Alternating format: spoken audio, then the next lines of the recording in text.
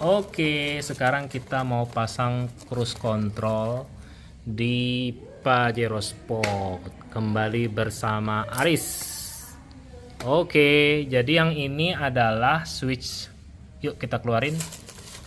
Pertama ada switch apa itu? Yang sebelah kanan. Ini switch audio buat ganti yang rusak ya. Yang udah jelek banget. Coba maaf, bisa dipinjam. Nih begini nih. Kalau lihat modelnya sih kayaknya KW ya. Ya, seingat saya dulu harganya lumayan ya. Kalau yang ini nih harganya 800.000 nih satu paket semua. Jadi ini kayaknya fix KW ya. Oke, lanjut. Berikutnya ada switch apa nih? Nah, ini dia switch cruise control ya. Jadi sayang banget nih Pak Jokowi udah bikin tol banyak, udah saatnya pakai cruise control ya. Yuk, berikutnya satu lagi apa yang terakhir? Nah, ini switch brake. Jadi untuk Pajero saya lupa ya. Coba nanti tolong dicek ya. 2012 ke bawah kalau nggak salah. Dia harus ganti switch brake. Sementara kalau yang versi atas itu dia sudah begini aslinya ya. Udah pakai model ini, jadi nggak perlu diganti. Yuk kita mulai sekarang. Kita mulai dari pasang switch terlebih dahulu.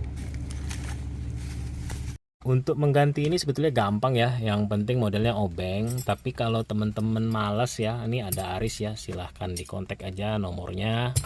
Nanti pasti dibantuin. Jadi pertama kita putar dulu ya ininya, setirnya supaya bisa dibuka. Yang penting kalian punya obeng, plus silahkan kalian colok ke bawah.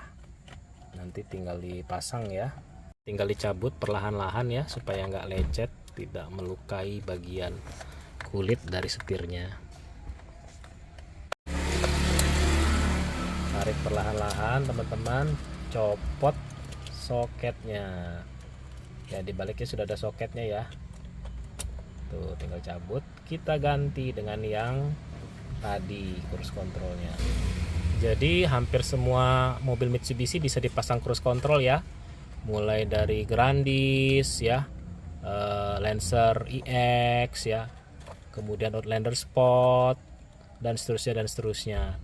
Nah, untuk Grandis, Pajero Sport, Lancer EX itu tidak perlu aktivasi ya teman-teman ya, tinggal pasang aja kayak begini.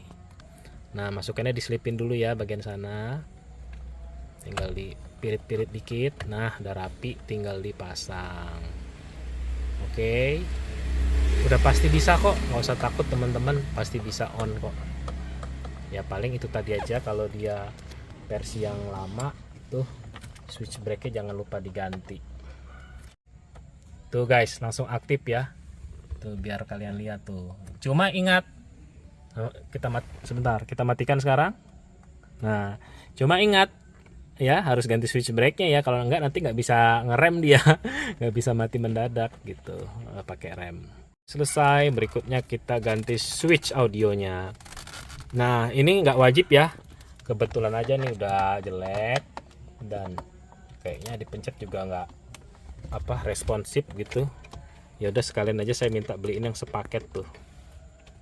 Oke, nanti coba kita bandingkan ya yang versi KW ini dengan versi yang orisinil sebelum dipasang ya. Seperti biasa dicungkil dulu, siapa tuh lengket, terus ditarik perlahan-lahan pakai perasaan ya, jangan kasar guys, nanti lecet nanti itunya kulitnya ya. Sekarang saatnya kita perbandingkan ya yang orisinil dengan yang KW. Dari luar mirip-mirip, tidak terlihat perbedaan yang signifikan. Yuk kita balik. Nah, ini dia dari samping nih, dari belakang. Lihat, ini yang orisinil ya, ada tulisannya. Sementara yang ini, yang KW itu nggak ada tulisannya. Dari segi finishing juga agak beda ya, kualitasnya nggak sama. Tapi ya kembali lagi, kalau teman-teman mau beli yang orisinil harganya agak mahal. Dan ini kan sebetulnya bukan yang harus detail-detail amat gitu. Jadi saya rasa cukuplah pakai yang versi KW ini. Yuk kita pasang sekarang. Oke, sekarang kita coba pasang. Hati-hati ya teman-teman, jangan sampai lecet. Jangan nafsu lihat, terutama pinggirannya itu agak runcing ya. Jadi bisa membuat lecet setir kita. Nah tuh, kalau ahlinya cepet ya, langsung pas. Sekarang kita pasang bautnya. Nah ini nih agak ribet nih, jadi kalau bisa lihat obengnya harus yang pakai magnet ya, kalau nggak lama nanti bisa jatuh-jatuh. Kita cek apakah lampunya nyala. Yuk kita putar lampu kecil. Nah tuh ya, nyala ya. Tuh penting loh ini loh, gelap-gelap. Kalau sekarang kan lampunya ada. Sekarang yuk kita remote setirnya kita pairing dulu, kita programming istilahnya. Itu ada di setting. Nah ini settingnya ya, yuk kita mulai. Ada di bagian bawah ya kalau nggak salah. Nah itu set steering learn, yuk kita learning yuk. Dibersihkan dulu. Sekarang kita mulai. Pertama pilih volume atas, kemudian volume bawah, yang mode. Oke, sudah full ya. Tuh. Next, previous, volume up, volume down, dan mode sudah kita aktifkan. Yuk kita rapikan sekarang. Kita mau pasang brake switch tuh. Nah, kata Aris biar gampang dia mau buka cover tuh, biar mudah diakses. Ya sekalian teman-teman biar bisa lihat ya di mana posisi sebetulnya brake switch. Just info, brake switchnya sudah pernah kita cabang loh. Kita pasangin auto lock dan apa kemarin tuh folding mirror, tapi ini yang kepake buat auto locknya ya. Oke, yuk kita arahkan kameranya ke bawah biar kelihatan. Nah ini brake switchnya ya, tapi kalau sekilas saya lihat nih kayak orisinil loh teman-teman ya. Lihat dari ininya aja nih, dari bungkusnya nih kelihatannya memang orisinil, mungkin karena harganya juga nggak mahal. Oke, ini perbandingannya ya. Brake switch yang putih itu yang bawaannya yang tadi tidak bisa support untuk cruise control, dan yang biru ini yang support cruise control ya. Coba diputer samping-sampingnya tuh, jangan ketukar ya teman-teman. Putar lagi. Nah secara fisik sih nggak begitu kelihatan, tapi pastikan ya kalau mau ganti nih, ini part numbernya nih, harganya juga nggak mahal, made in Japan. Yuk kita pasang. Oke, sekarang cruise control sudah terpasang. Sebelum kita mulai praktekkan, kita lihat dulu ya tombol-tombolnya ya. Jadi ini ada on off, fungsinya untuk menyalakan. Nih, misalnya kita pencet tombol on, nah di situ menyala ya, ada tulisan cruise. Mudah-mudahan terbaca. Kemudian untuk mematikannya kita pencet lagi tombol on off ini. Nah, itu udah mati ya. Jadi dia baru bisa digunakan apabila logonya sudah muncul di sana ya. Tuh logo on-nya sudah muncul, tulisan cruise-nya. Oke, kemudian untuk mengaktifkan kita pencet tombol ini, cause set ya. Kita set, nanti dia ngunci. Tapi memang ada minimum speednya itu 40 km per jam.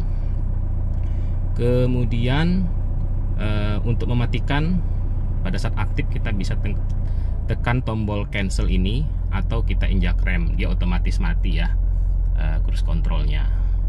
Kemudian ada lagi nih, akselerasi rest ini adalah untuk menambah kecepatan pada saat posisi sedang aktif ya, cruise controlnya sedang kita pakai. Nih ACC rest ya, kita pencet aja, kita tambah.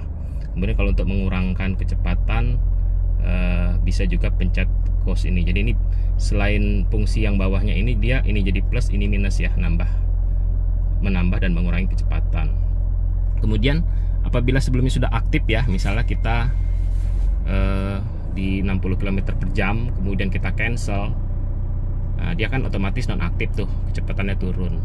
Kemudian setelah jalan di depan jadi kosong lagi, kita pengen ke 60 lagi tanpa repot, pencet aja nih ACC rest nih, jadi dia otomatis nanti aktif lagi. Kemudian dia akan mengejar kecepatan tersebut yang terakhir tadi kita ada. Misalnya kalau tadi 60, sekarang 40, dia akan menambah sendiri menjadi 60. Oke, gitu dulu ya tipsnya. Kita langsung praktekkan, kita masuk ke jalan tol. Oke, sekarang kita masuk ke jalan tol ya. Kita mau coba praktekkan. Kebetulan ini jalan tol Margonda Kukusan ya. Treknya pendek, tapi nanti kita bolak-balik ya. Ini masuk, keluar, nanti kita masuk lagi, nanti kita keluar di sebelah sana. Oke, ini kan langsung nih ya. Kita coba ya. Jadi syaratnya adalah kecepatan minimal 40 km per jam. Jadi kita pertama aktifkan ya on. Oke, sudah menyala. Nah, ini sudah bisa kita set ya. Set ini mengunci di kecepatan yang sekarang ada. Ini sekarang 50 km per jam. Kita set. Tuh udah ngunci, kaki saya lepas ya. Tuh. Nah, untuk menambah kecepatan kita bisa pencet ACC rest. Sebetulnya yang kita pakai ACC-nya ya. Tuh. Tuh. Dia saya lupa persisnya, kalau dipencet sebentar dia nambah sedikit ya. 5 kalau nggak salah ya. Tapi kalau dipencetnya mau banyakan, pencet lama aja. Tuh, jadi seperti ngegas tuh. Jadi terserah ya pilihannya mau dipencet tahan lama atau dipencet sedikit-sedikit. Nambah 5. Terus untuk mengurangin bisa pencet cos. Kurang lebih sama ya, ngurangin 5 atau pencet kelamaan. Tuh, ya. Nah, ada cara lain, misalnya kita di depan ada mobil, kita udah prediksi bakal nabrak nih ya. Kita bisa pencet cancel atau injak rem. Kita pencet cancel aja ya supaya semua ada di posisi tangan. Kita pencet cancel. Otomatis dia seperti tidak diinjak gas ya. Nih, jadi menurun kecepatannya. Setelah kita rasa kecepatannya mirip, kita bisa set. Ya, jadi dia akan ngunci di kecepatan itu. Oke, kita naikin lagi ya menjadi 60. Nah, terus kita cancel lagi. Ya, dia turun secara perlahan. Nah, kalau kita mau balik angka yang tadi terakhir 60, kita pencet aja nih rest. Tuh, otomatis dia nambah ke titik terakhir tadi kita sebelum kita cancel. Habis itu dia ngunci di posisi itu. Selain dari cancel, kita bisa juga nginjak rem ya. Kalau misalnya kita panik ada apa-apa, kita bisa injak rem. Nih. Nah, tuh otomatis dia berdeselerasi. Ya, kita tambah sedikit ya biar bisa jalan. Oke, begitu ya teman-teman caranya pakai cruise control. Menurut saya sih ini modifikasi murah dan wajib ditambahkan apabila Pajero Sport Anda belum ada. Ya pastinya belum ada ya, sehingga saya tidak pernah dikasih untuk generasi yang ini, generasi kedua. Oke, tinggal tambah switchnya saja dan brake switch ya. Tapi brake switch itu hanya untuk yang 2012 ke bawah. Sebentar saya bayar call dulu. Ini hanya untuk 2012 ke bawah. Nah, gimana yang tahun 2012? Apakah perlu tambah atau tidak? Ya, mungkin bingung. Nah, gampang sih, tinggal cek aja ke dekat transmisi ada ziplocknya nggak. Jadi kalau ada ziplock, harusnya sih tidak perlu lagi karena brake switchnya sudah support. Oke, begitu aja ya modifikasi kita kali ini. Jadi silahkan Anda tambahkan ini, atau kalau misalnya switch audionya tidak ada, silahkan tambahkan switch audio, terutama apabila Anda sudah ganti head unit Android atau beberapa head unit seperti Kenwood ya, itu biasanya support remote setir. Oke, sampai jumpa di video berikutnya.